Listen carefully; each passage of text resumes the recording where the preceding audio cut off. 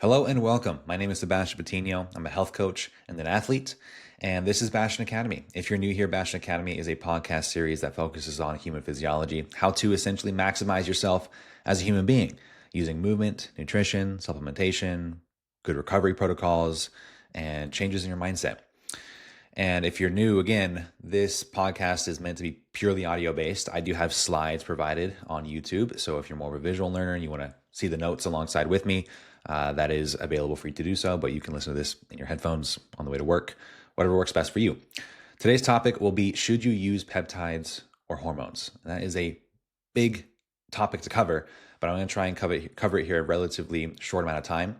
And this has been an explosive area of debate the past 5 years, especially. I'd say the past 5 years, there's always some sort of trend in the industry, some sort of new supplement to take, some sort of new diet to follow. But peptides and hormones, I would say, are here to stay for a while.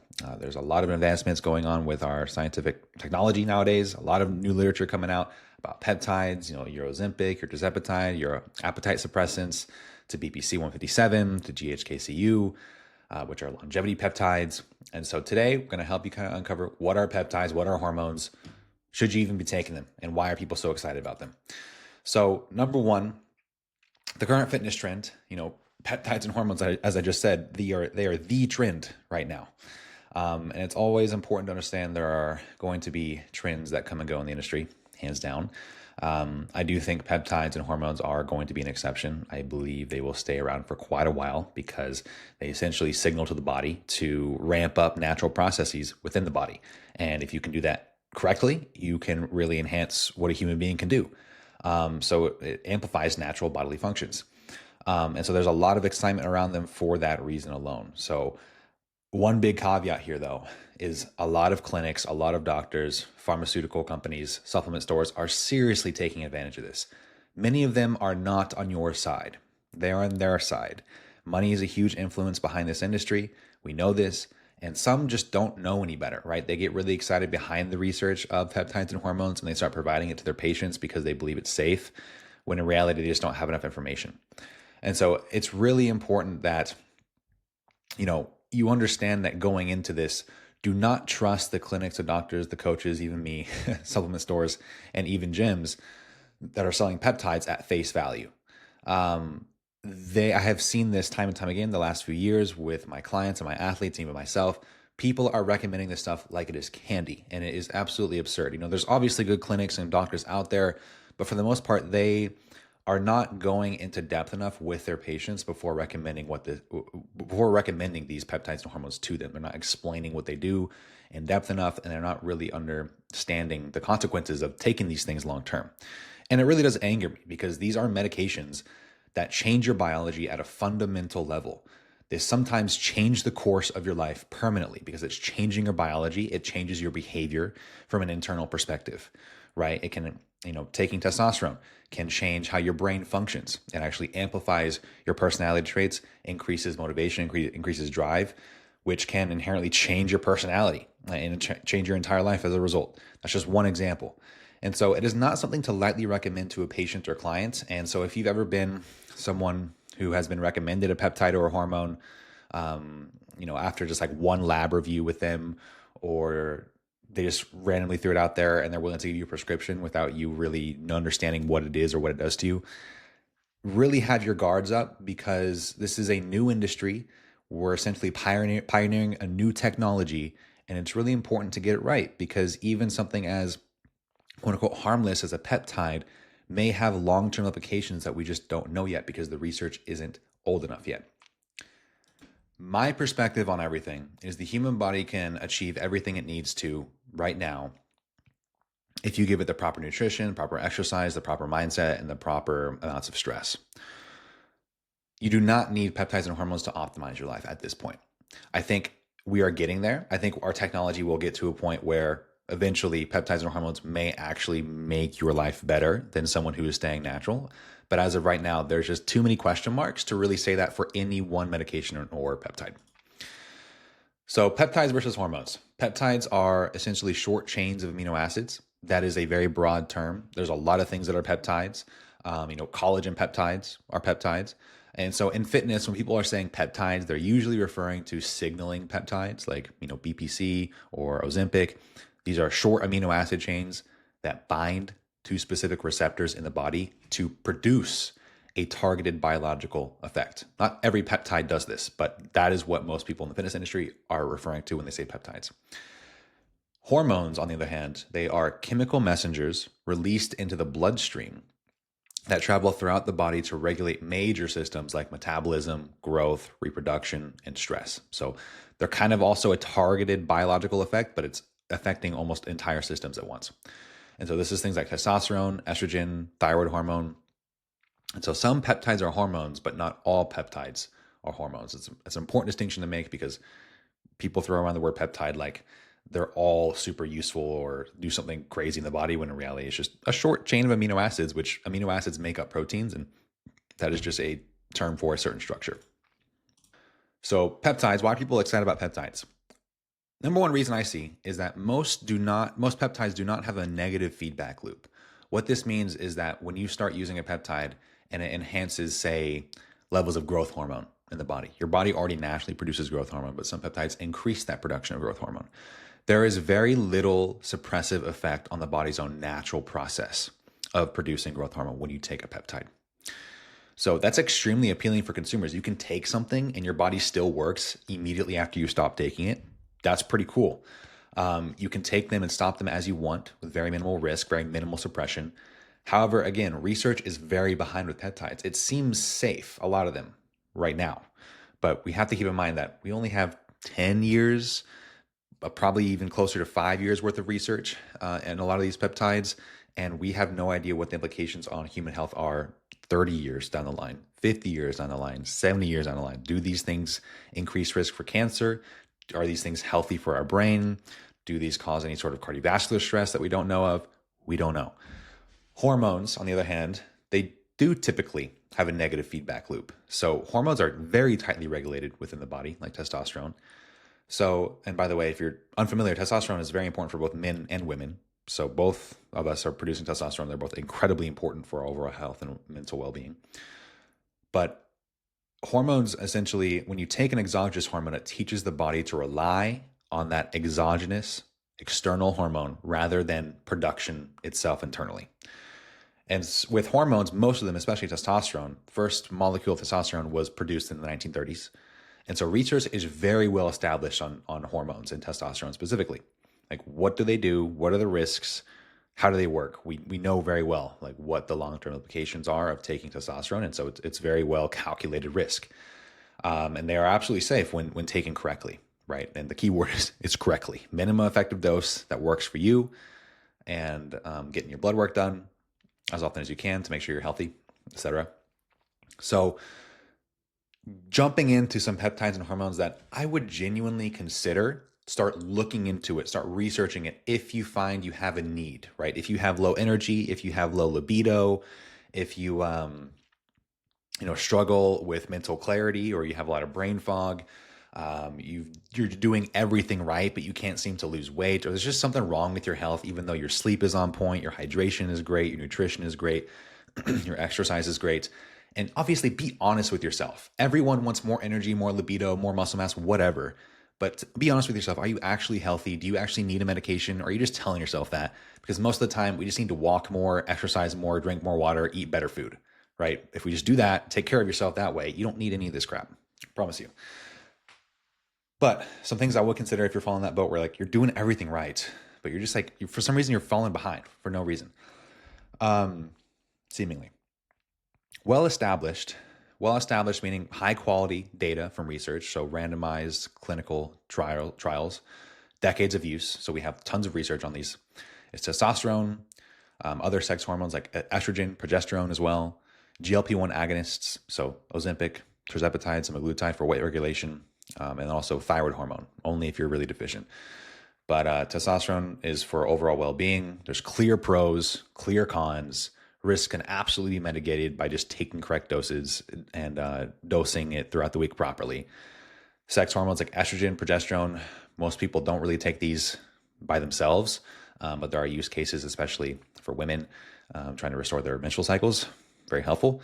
GLP-1 agonists, again, this has pretty much been explosive these last few years, and a lot of people are taking them now. I believe 1 in 8 Americans have now tried some sort of GLP-1 agonist for weight regulation, appetite suppression. And then T3, T4, only if you're deficient though. You don't need excessive thyroid hormone. This is where you get blood work done, measure your thyroid, your TSH, your T3, your T4. Are numbers off? If so, improve lifestyle factors first. If those don't fix it, yes, then maybe a T3, T4 medication will work good for you. Moderately established, so we have some research in humans, but it's not very conclusive. We don't have very long-term data on it yet. Is growth hormone. This is more so used in a lot of athletic performance-based circles for sports or for enhancing athletic performance. But also it is approved for growth hormone deficiency in people. Also HCG, that is a great medication for supporting fertility, especially in men, men who have struggled to conceive or don't have high quality sperm count, whatever it is. This is a great supplement. A lot of people on testosterone, bodybuilders who have suppressed their natural production for decades of use, will use HCG to get their testicular function back online. And it's pretty reliable in that sense. And then the last category here is widely used peptides with very weak, limited human data, right? So BPC 157, if you haven't heard of this one, this is called Body Protection Compound 157. This enhances growth factor in things like tendons, ligaments, muscle. It actually helps your body heal faster. People will use this for injuries, to heal their joints, to heal injuries quicker, or even recover out of surgery faster. And it does work. I mean, there's so many people who really believe in these supplements, or peptides, BPC 157 and TB 500. BPC 157 plus TB 500 is known as the Wolverine setup, where, if you don't know Wolverine from Marvel heals incredibly quickly. So it kind of comes from that kind of lingo, but it essentially accelerates healing very quickly. And people use this for injuries, and it works really well, except we just don't have high quality data. There's no randomized control trials in humans. It's just in rats, it's in rodents, and that's all we have data on. The only other data that we have are people on Reddit giving their, and Facebook and Instagram giving their experiences. That's it. Tesamorelin, CJC, ipamorelin, these all stimulate growth hormone. There are some data in tesamorelin, CJC, ipamorelin.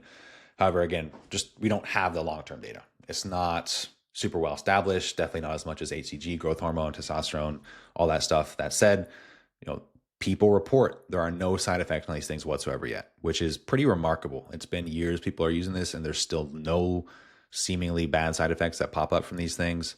But then again, it's just hard to confirm that when there's no high quality research whatsoever on the subject. Like no laboratories, hardly any laboratories are conducting research on these things. And when they do, they're not for very long periods of time. Lastly is GHKCU. This is kind of a longevity peptide for skin and collagen and hair growth. People will use this for hair growth, skin, collagen. But again, we don't know if it works. Like 10 years on the line, 20 years on the line, does it just like make you grow a bunch of warts? I have no idea. Does it enhance like cancer cell production? We don't know. And then melanotan. This one is hilarious, but this one, you take a peptide and it literally tans you, right? It changes the pigments of your skin to make you look tan. So it mimics what you would do if you just sat on the sun all day, which is crazy. But again, what does that do long term? I can't tell you. Nobody knows. These are all very new. I'd say within the last 5-10 years, they were discovered and started being implemented into humans.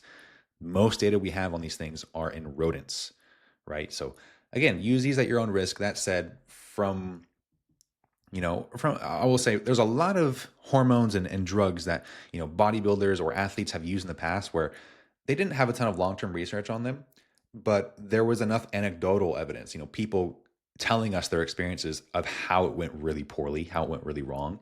And for right now, with these BPC 157, TB 500, tesamorelin, ipamorelin, GHKCU, melanotan, there's not very many people reporting that they're having bad experiences on these things, which is interesting to see. So before we discuss, should you even take these? Like I gave you a bunch of good ones to consider. Like these are generally, there's maybe 1, 2, 3, 4, 5, 6, 7, 8, 9, just 9 to 14 peptides and medications here that are genuinely widely used, have a lot of seemingly good data to back it up. Some have more data than others. But when should you consider them yourself, right? So before we discuss that, I'm going to talk about natural versus unnatural status. So when are you no longer natural? If you're new to this discussion, there's a whole discussion of people who, I say, anyone in the bodybuilding space or any man or woman who has ever considered taking testosterone or any hormone, their whole concern is like, do I stay natural or not? Right? Natty or not? And a lot of the organizations and around the world, like the Olympics as an example, WADA is a big world anti-doping agency. This is a big reason people say natural, because if you compete with testosterone in your system, or you're taking exogenous amounts of hormones, you're disqualified, because that's considered cheating. So that's a big reason. But people just like the term, like the idea of staying natural. They don't want to rely on a certain substance, and that's totally fair opinion to have. But when are you no longer natural? In my opinion, once any peptide or hormone is taken that enhances any natural bodily function above what is possible through diet, sleep, and exercise, you are no longer natural. And so that could be PPC 157. That's literally any peptide. That, in my opinion, if you're taking something and you're injecting it into yourself and it's bringing up your natural bodily functions above what is possible, you are no longer natural. Obviously, I think unnatural versus natural is more of a spectrum. Someone who is using every peptide and hormone under the sun is a lot more unnatural than someone who's just using BPC 157 to help accelerate their surgery recovery, obviously. But if you want to put it in black and white terms, I think as soon as you start taking something like that, you're unnatural. And whether or not, how unnatural you are is more of a spectrum. And hormones do typically have a lot more powerful effects as of right now from what we can see. So like testosterone, growth hormone, those things definitely change the body quicker and more significantly, and especially more visually than most peptides that we know of now. And a big question, is it cheating? Right? This is a big question, and it honestly really depends on what your definition of cheating is. For me, I define cheating as if you straight up lie about your natural status, right? You have a huge platform on social media, you're a big influencer and you're inspiring a bunch of people and fitness is your thing. And someone asks you, hey, are you natural? And you say yes, or you lie about taking a thing, but you actually are taking something. That's cheating. That's just messed up. You're promising these results to all of your followers and these and people following you and looking up to you through your supplementation protocol and the products that you sell on your website. When in reality, you're on like 500 milligrams of tests per week. You're on growth hormone. Who knows what else you're on? And people have done this a lot before. Happens all the time.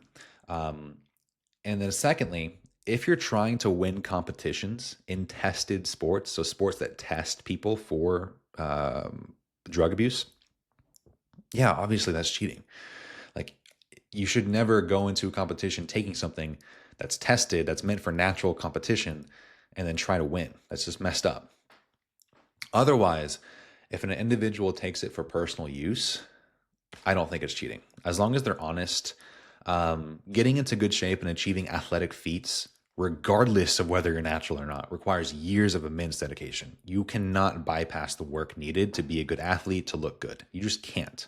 I haven't tried, but I've seen it many times myself of, people trying to hop on these medications or hormones and not doing the work necessary. And you couldn't even tell they were on something because they're just in such bad shape, because they're not putting in the work. The only work they're doing is injecting something into themselves. And so, yes, yeah, it may accelerate the process, right? You might get better results quicker than most people when you hop on this stuff. That's what they do. They work. That's why people take them. But again, you can't bypass the work needed to get there. You're always renting your body, right? You never own your body. If you miss a few months of exercise, good sleep, nutrition, recovery, you're going to start heading in the other direction where you don't even look like you're taking something, even if you are on something. But again, I can't emphasize this enough. No one can get on hormones and peptides and get good results without proper diet, exercise, and sleep. We're just not at a point where any of these medications or hormones can actually do that. The effects of good exercise, nutrition, and sleep are so synergistic, and it affects entire systems of the body at once. Hormones and medications just don't do the same thing yet. So should you use them? Well, number one, technology is advancing. So I'd say if you're young, 20 to 30,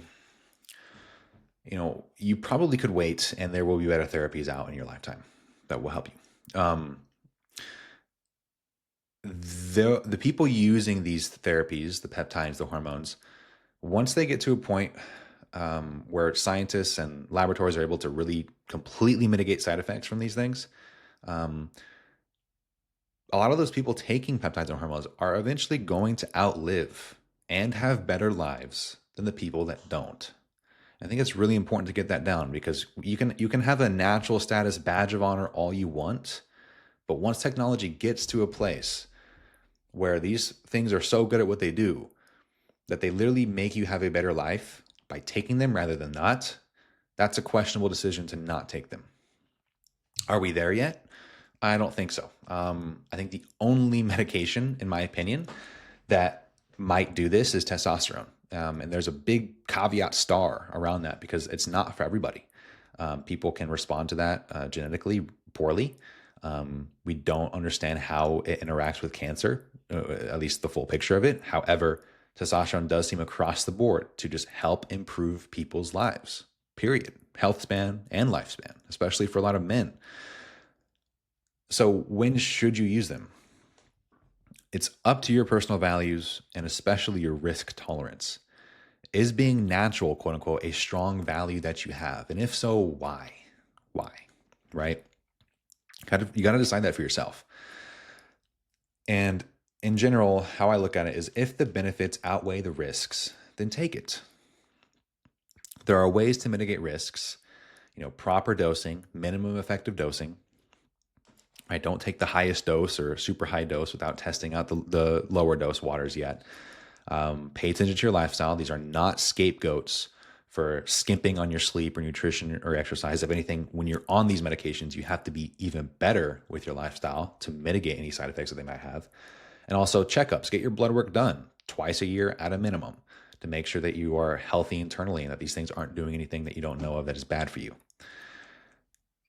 If it has any potential for significantly harming your quality of life, based on the research that we have, based on the mechanisms of action of how we know these things work, don't take it, right? This is stuff like something I would immediately put in this category is Tren. Tren, if you don't know, is a steroid a lot of bodybuilders have been taking recently to get very big. And this is a steroid designed for horses.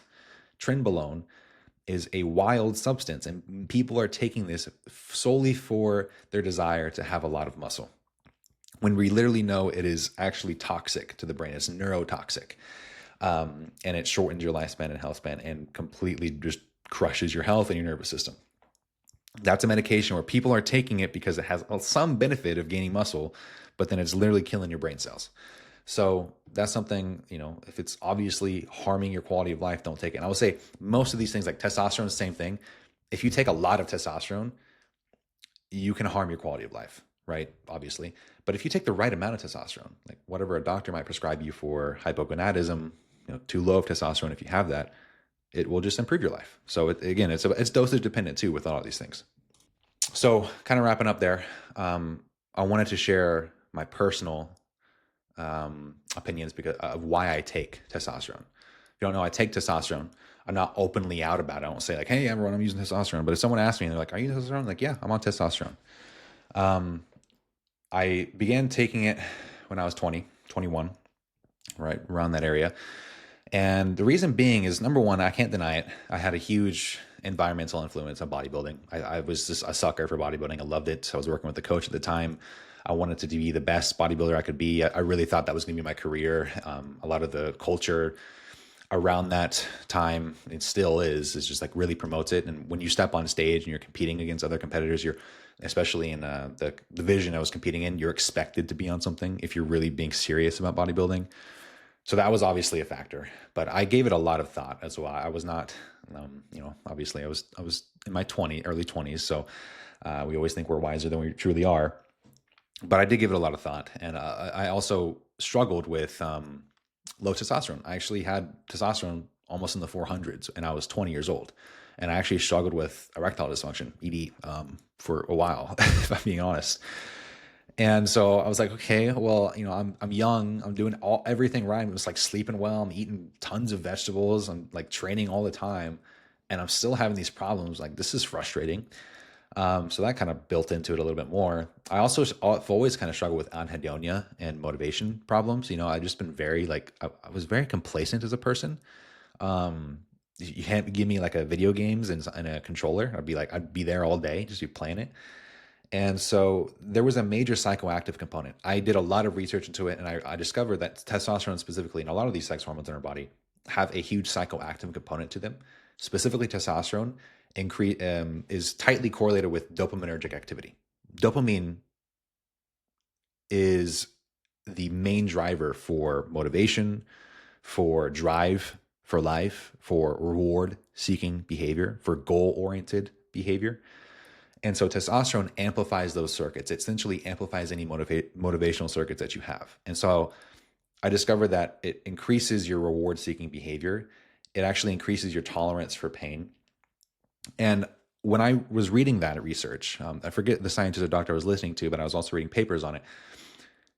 I was like, okay, so you're telling me I can improve my low testosterone, I can pursue my goal of being a bodybuilder, all while it's going to give me a psychoactive edge on people who are the same age as me. And I was like, okay, I'm going to try this out and see how it works. And I did. And I noticed the difference. I noticed that my motivation got better, my energy improved, my lifts were getting better. And I started getting more motivated to do hard things. I'd always loved kind of hard things. I always loved training hard. I would always train till I puke, but that was the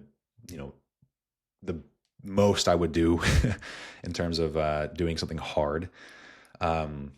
Besides University of Michigan, that was also really freaking hard. But that being said, it just allowed me to train hard, be more in tune with my body. It amplified who I was. And another huge benefit to it is that you don't have to worry about environmental pollution, which is awesome. There's a lot of research going around microplastics, and endocrine disruptors in our water, in our water bottles, in our food that increase levels of estrogen in the body, decrease levels of testosterone. And so when you're on testosterone exogenously, you don't have to worry about that stuff. And so that was another benefit. And so it kind of just allowed me to amplify who I was, and I saw the benefits. And now I am working with a doctor to make sure I'm taking a healthy dose. I'm not trying to be a huge bodybuilder by any means, but right now I'm sitting just above normal physiological ranges of what a male could produce. Typically, the maximum a male typically produces about 1,300 nanograms per deciliter for testosterone in their blood. I'm sitting around 1,600 nanograms per deciliter. And most bodybuilders who are looking, like Chris Bumstead is an example, who's trying to win Mr. Olympia or whatever. Obviously, there's very wide ranges to what people's testosterone levels are. Most people sit anywhere from like 3,000 to 5,000 nanograms per deciliter in terms of testosterone, which is an insane amount. So yeah, I know I'm taking inherent risks with this, but by taking this minimum effective dose that puts me just over physiological levels of what a male could produce, I'm getting a lot of benefit without a lot of the risk. I'm getting my blood work done, making sure everything looks healthy. I'm very on top of my lifestyle. I do not mess around with my sleep, nutrition, or anything. And all my markers are healthy. My blood pressure is quite low. It's under 120 over 80 as of this time. Cholesterol is in a good spot. Everything's healthy. And as of right now, I'm going to continue taking it. The biggest issue that I see with testosterone, most risky thing people don't like, is struggling with infertility. However, again, like I mentioned earlier, ACG is one of those medications that reliably restores fertility in all men, even people taking testosterone. Not only that, but testosterone specifically does suppress natural production, of course, and can reduce sperm count, sperm quality. But when there are still stories of people able to conceive even when they're on testosterone. A lot of stories of that, actually. Even if that does not happen, in the research, there is a 90% success rate for restoring fertility after stopping testosterone. That number shocked me when I first read it. And that's another reason I took it, is because, okay, I'm seeing all of these benefits. If you take it the right way, there's all these benefits without the risk. And so that's my story behind why I took testosterone. There's a lot of reason that went into it, a lot of obviously influence, cultural influence from bodybuilding too. I won't deny that. But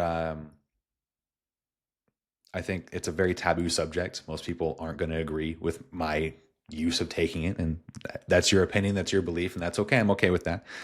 And I'm very aware that whenever I compete in a competition, like a high rocks or a marathon or whatever, if I ever try and get close to winning something, one of those, which I don't think I will get close to winning one of them because I'm trying to do everything at once. I'm not ever specializing in just one thing. I'm never going to take the trophy. Like, I will be very upfront. No, do not put me on the podium. I am enhanced. And I'm just going to be honest, even though most people wouldn't even be able to tell because my levels are so close to a natural range, I'm just not going to take it because I want other people who are natural to have that spotlight. And so I know the risks and I know the downsides, and I did the calculated research, calculated risks, and I think it is worth my time to improve my life, enhance my life. That's my reasoning.